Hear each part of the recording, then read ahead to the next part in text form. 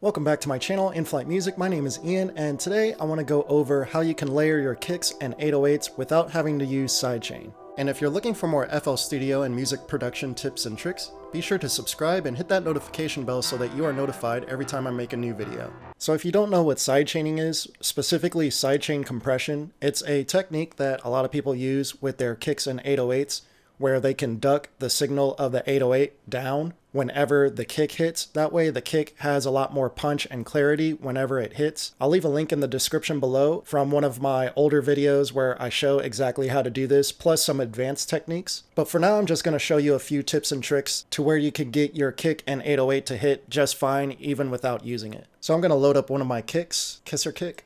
This is from my Inflightmuzik 2020 drum pack. I'll also leave a link in the description below for you guys if you want to pick this up. And I'm going to grab one of my 808s. Let's just go with the Empower 808. And let's just listen to what we have.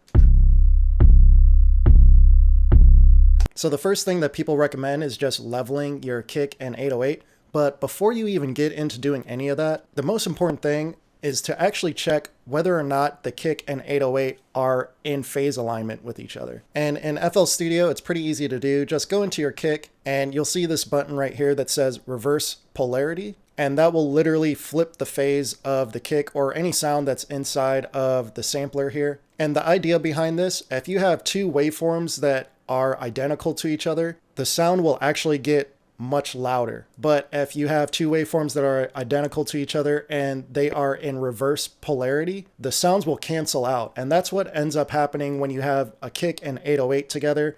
A lot of times they are very similar in the type of wave shape. And if the phase of the two sounds aren't lined up, you'll actually lose a whole lot of power. And just to let you hear what I'm talking about, I'm going to go ahead and drag this kick into the playlist.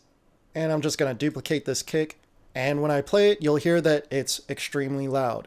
So without it, with it, it gets really, really loud. So what I'm going to do, I'm going to go ahead and make this unique. And with this version of the kick, I am going to flip the polarity. So reverse polarity. And now you won't hear anything at all. So because the waveforms are identical, they literally cancel each other out. And that's what ends up happening when you have a kick and 808 together, because a lot of times the waveforms are very similar and you could get some phase cancellation, because sometimes it's not very obvious that you're getting phase cancellation. So what you'll have to do, you'll just have to go into your kick and just check both versions. Basically, whatever sounds better, whatever gives you more punch, that's the one that you want to go with. So once again, here's the kick and 808 without it. And here it is with it. So they're very, very similar. But if you're critically listening, this kick actually sounds better with this polarity reversed. Now you will have situations where it's a lot more obvious. So here I pulled up Spins 808 and I went ahead and layered this with another random kick. And let's just go ahead and listen to what these sound like layered together. Now you can hear that the kick kind of sounds flabby, almost like it's flat. There's not a lot of punch and power, but as soon as we flip this phase versus this is really flabby versus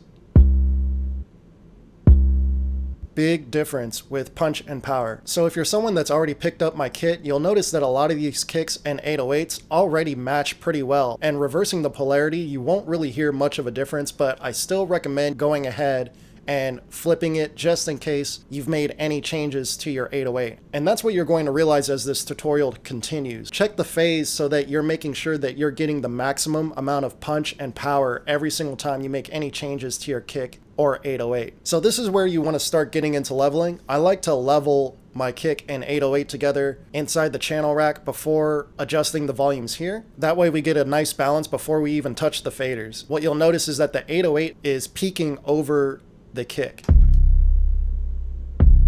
just slightly, and that's usually not something that you want. You usually want your kick to peak over everything else in the mix. So we're just going to turn down this 808.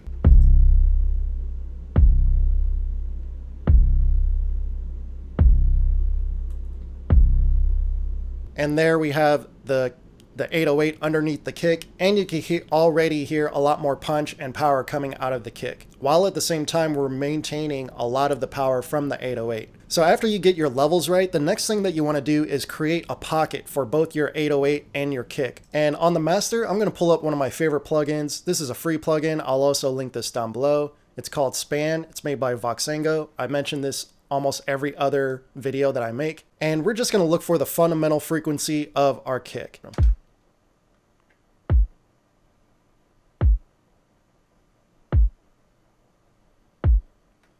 So 60 hertz is where we're getting most of the power from the kick. And now we're going to do the same thing with the 808. Looks like right about 34 hertz, and then another peak right around 70 hertz. So we actually lucked out a little bit. Already there's a nice little pocket for our kick. And again, I designed a lot of these kicks and 808s to match together quite well. So right around this pocket right here is where our kick is hitting. So that's why we're able to hear that kick so well, but we could clean this up even more. What I want to do, I want to go into the 808, turn on our parametric EQ, and we're going to filter out some of the unnecessary frequencies.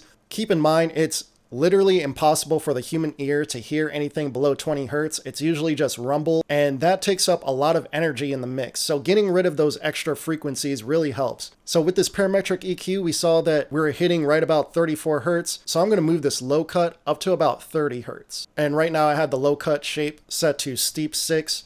You could go even steeper with steep 8, but just use your ears and listen to what you like better. So here's steep 8. Here's 6. And to be transparent with you, usually I like steep 6, and again, it sounds better than steep 8 right here because I don't like to take everything out completely. So let's adjust this a little bit more while we listen to the kick and 808 playing together.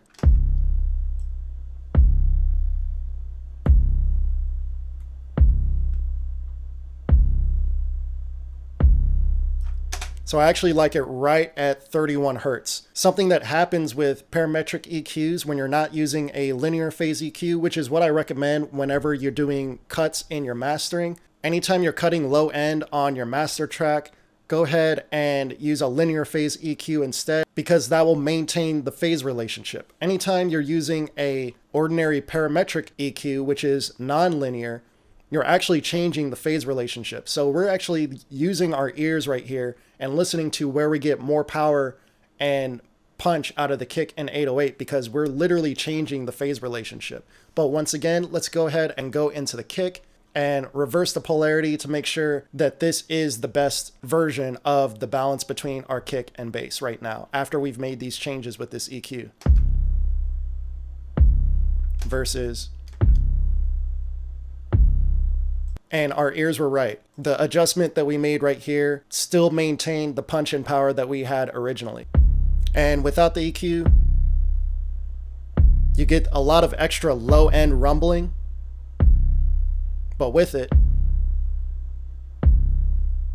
that 808 just tightens up quite a bit. And depending on your mix, you might actually want that low end rumbling. So again, continue to use your ears and make adjustments according to what the mix actually calls for. But in just this situation where we're just trying to get a really tight kick and 808 relationship, this is going to work a lot better than having that extra low end rumble down there. And normally, because the kick is hitting around 60 hertz, I would take a peak filter and adjust this right around 60 hertz. Let's move this to 60 hertz. And then let's listen to our kick and 808 together while we make adjustments in terms of ducking this down and adjusting the bandwidth of this notch.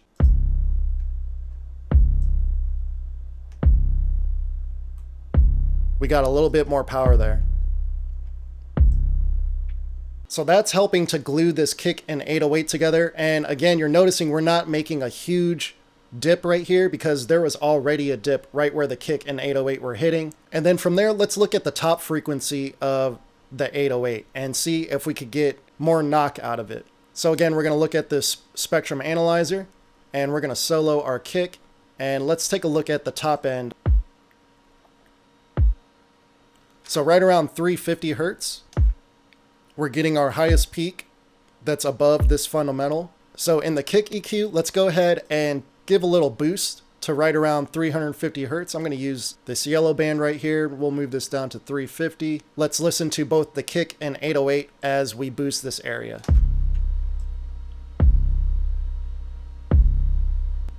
And let's adjust the bandwidth.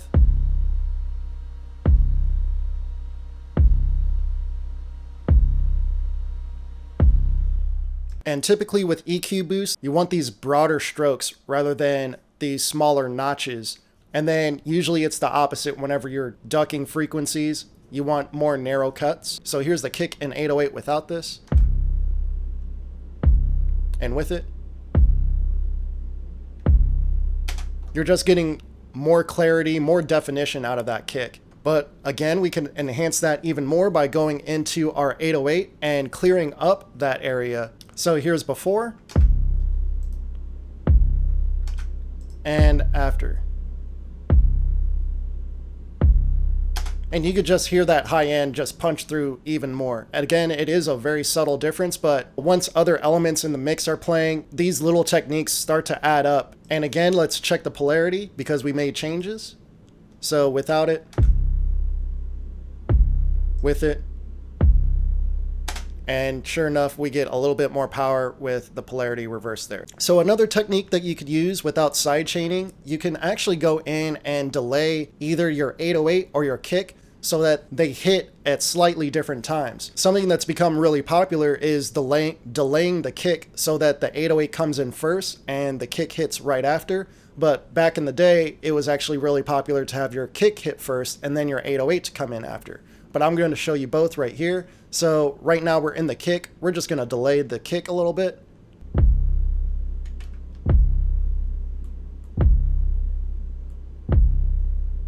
And typically you won't have to go back and adjust the phase with this one because you're actually controlling the phase relationship just by adjusting when the kick plays. So you could actually turn this down and make fine-tune adjustments to where it sounds like they're playing at the same time and you might actually get more power. So let's turn this down and use our ears.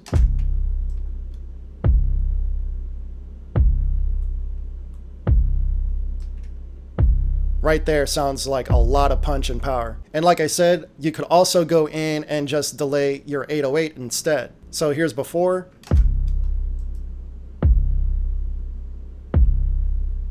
And here's after.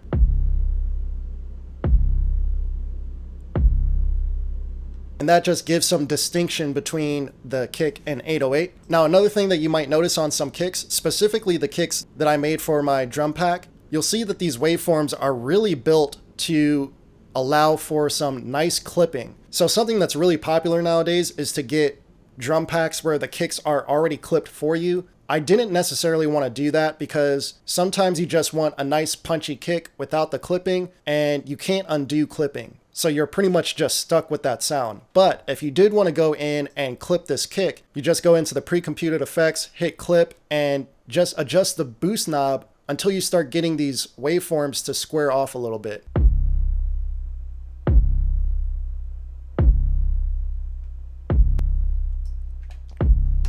So this is clipped at literally just 1%.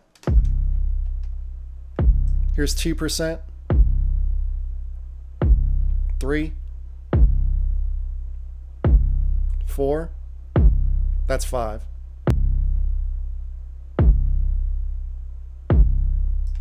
And I feel like that's too much, but depending on what you have going on in your mix, you might want that extra top end distortion. But typically with the kicks that I put in this pack, you'll notice that a nice 1 or 2% boost, maybe even 3%, is more than enough to get these to punch through the mix because these kicks are already punchy. And again, check the polarity.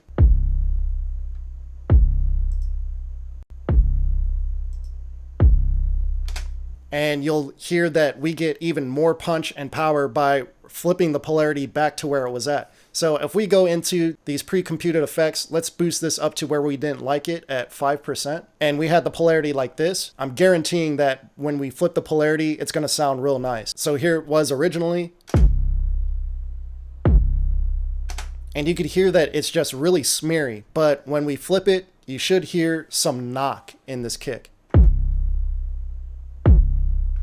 That's why I pointed this out before anything. Reversing your polarity can dramatically adjust how the kick hits on top of the 808, especially when you're not sidechaining. So according to YouTube, the next video you should watch is here on your left. And if you like this video, you should definitely check out the video on your right as well. I make new videos every week, so remember to turn on notifications so that you are notified every time I drop a new video. Until then, I'll see you in the next one. Peace.